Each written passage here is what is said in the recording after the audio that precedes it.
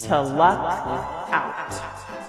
Hey everybody, let's talk about the phrasal verb to luck out. This verb means to have good luck. And we don't separate the two parts of this phrasal verb. So we have to keep luck and out together. Let's have a look at some examples. I lucked out at the train. I don't have to wait for the CTA. I have lucked out. The train is heading into the station.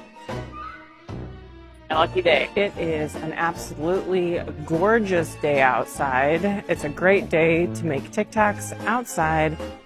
I really lucked out with this weather. Hey y'all, I just got the last chocolate old-fashioned donut. I totally lucked out. Oh yeah.